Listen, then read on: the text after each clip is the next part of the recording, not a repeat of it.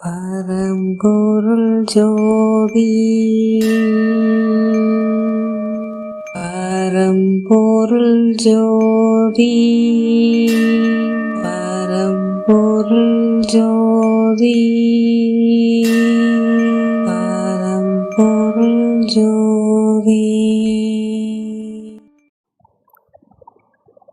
இறைவன் மீது அன்புடையவருக்கு வணக்கம். எனது பெயர் சிங்கை மீனாட்சி, விழுப்புரத்திலிருந்து உரையாடுகின்றேன். பகுதி 92, மகான்களின் மகத்துவம். பரம்பொருள் ஜோதி பரம்பொருள் ஜோதி பரம்பொருள் ஜோதி பரம்பொருள் ஜோதி பரம்பொருள் ஜோதி பரம்பொருள் ஜோதி பரம்பொருள் ஜோதி பரம்பொருள் ஜோதி. அதாவது மகான்களை பற்றி நினைப்பதற்கும் மகான்களை பற்றி உரையாடுவதற்கும் அருள் பாக்கியம் செய்திருக்க வேண்டும். அந்த பாக்கியம் எமக்கு கிடைத்தமைக்கு மிக்க மகிழ்ச்சி அடைகின்றேன். அதாவது அன்னதானத்தின் சிறப்பு பற்றி உரையாட இருக்கின்றேன். அன்னதானத்தின் சிறப்புகளில் பல வகையான அன்னதானங்கள் உள்ளன. அதில் முதல் 3 அன்னதானத்தை பற்றி தற்போது கூற இருக்கின்றேன். அதாவது பலனுடைய அன்னதானம், பலனற்ற அன்னதானம், உயர்நிலைக்கான அன்னதானம். இந்த 3 பற்றி இப்பொழுது கூற இருக்கின்றேன். அதாவது பலனுடைய அன்னதானம் என்பது தன்னுடைய சுய உழைப்பில் அல்லது தன்னுடைய தாய் தந்தையர் கொடுக்கும் பணத்தில் தனக்கு செலவு போக மீதம் இருக்கும் சிறு தொகையோ சுய உழைப்பில் சிறு தொகையை எடுத்து கொண்டு போயிட்டு ஒரு கல்வியாளர்களிடமோ அல்லது தனக்கு கல்வி கற்றுக் கொடுப்பவரிடமோ கொண்டு போய் கொடுக்கும்போது அவர்களுக்கு என்ன செய்வது என்று தெரியும். அந்த தொகையை வாங்கி அவர்கள் அன்னதானம் செய்வார்கள். இது தன்னால செய்ய முடியாதுங்கிறதுனால இந்த மாதிரி ஒரு நபரை கண்டு அவர்களிடம் தன்னால இயன்றதை கொண்டு போய் கொடுத்து விடுவார்கள். இதில் இவர் திருத்தவும் மாட்டார்கள். இவர்கள் கொடுப்பதை அப்படியே வாங்கி அவர்கள் கொடுத்த அந்த பணத்தை நான் அன்னதானம் பண்றேன், இவ்வளவுதான். இது ஒரு 5% பலனுடையது, அவ்வளவுதான். ஆனால் முழுமையான பலனா என்றால் இல்லை. 2வது பலனற்ற அன்னதானம். பலனற்ற அன்னதானம் என்பது இவர்கள் எந்த ஒரு கொள்கையும் வரமாட்டார்கள். தன்னிடம் பணம் இருக்கு, அதை கொண்டு போய் உண்டியல்ல போடணும். அதே போல் அவர்கள் என்ன தொழில் என்றாலும் செய்து கொண்டிருப்பார்கள். ஒரு மாமிச கடை வைத்திருப்பார்கள், உணவகம் கூட வைத்திருப்பார்கள்.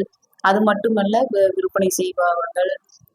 அப்புறம் அதாவது அளவுக்கு அதிகமான வட்டிகளை விட்டு சம்பாதிப்பவர்கள். இப்படி எண்ணற்ற ஒரு பலவிதமான வியாபாரங்கள், தொழில் ரீதியாக வருகின்ற பணத்தை தன்னோட உழைப்பு பக்தியின் காரணமாக கொண்டு போய் உண்டியல்ல போடுவது உண்டு. அவர்களுக்கு எந்த ஒரு உள்நோக்கமும் இருக்காது. தன்னிட்ட இருக்குது, அதை கொஞ்சம் போய் உண்டியல்ல போடுறோம், யாரோ சொன்னாங்க அப்படிங்கிற மாதிரி போடுவார்கள். அந்த பணம் யாருக்கு செல்லும் என்று அதே மாதிரி செயல்பாடு உள்ளவர்களுக்கு அது அங்கு போய்விடும். வேற ஒன்றுமே நடக்காது. இதுல ஏதாவது பலன் இருக்குதா என்றால் இல்லவே இல்லை. 3வது, அதாவது ஒரு ஆசிரியர் தன் உடலை ஆய்வு செய்து ஏதாவது ஒரு பூதத்தை வெற்றி அடைந்திருக்க வேண்டும். உதாரணத்துக்கு இப்போ ஒரு நிலபூதத்தை வெற்றி அடைகிறார், அவர் உணவில்லாத நிலைக்கு வந்திருக்கிறார், நீராகாரத்தில் இருக்கிறார் என்றால் தாராளமாக அன்னதானத்திற்கு பணம் அவரிடம் கொடுக்கலாம். காரணம், அவர்களுக்கு அந்த பணத்தை பத்தியோ அந்த உதவிக்காக வர பொருளை பத்தியோ அதில் எவ்வளவு தீவினை இருக்கும் என்பதற்கான கல்வி அறிவு அவர்கள் செயல்பாட்டில் அறிந்து வைத்திருப்பார்கள். ஆகவே அவர்களிடம் கொடுக்கும்போது அந்த தொகையானது சில நேரங்களில் கேட்டு பெறுவதும் உண்டு. அது எப்படி கேட்பார்கள் என்றால், அந்த வருகிறவர்களுடைய தவறுகளை திருத்தி மீண்டும் பழைய தவறை செய்ய விடாமல் திருத்தி அதன் பிறகு அந்த தொகையை வாங்கி எவ்வளவு கொடுக்கிறார்களோ வாங்கி கொள்வார்கள். இல்லைன்னா சில கல்வியை கற்று அது கூலியாக கூட வாங்கி அதை சேமிப்பு செய்து அவர்களுடைய குழந்தைகளை எதிர்கால கருதி அன்னதானம் செய்வார்கள். அப்ப இவர்கள் கொடுத்த அந்த தொகையானது அவர்களுக்கு குழந்தைகளுக்கு நற்புடன் அடையும். இது சத்திய உண்மையாகும். இந்த மாதிரி அன்னதானம் வந்து மிக உயர்ந்தது. ஏனென்றால் இவர்கள் வந்து தனக்கு எது உணவையே இவர்கள் வந்து அர்ப்பணித்து விட்டார். இவர்களுக்கு தேவை என்பது மிக மிக குறைவு.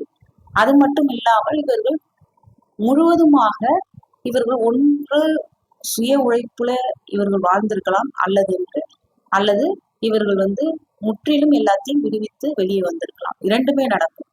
ஆகவே இந்த மாதிரி உள்ளவர்கிட்ட கொடுக்குற அன்னதானம் வந்து ஏமாற்று கிடையாது, கண்டிப்பாக நற்பலன் தான் இருக்கும் என்பதை அன்போடு தெரிவித்துக் கொள்கிறேன். நன்றி, வணக்கம்.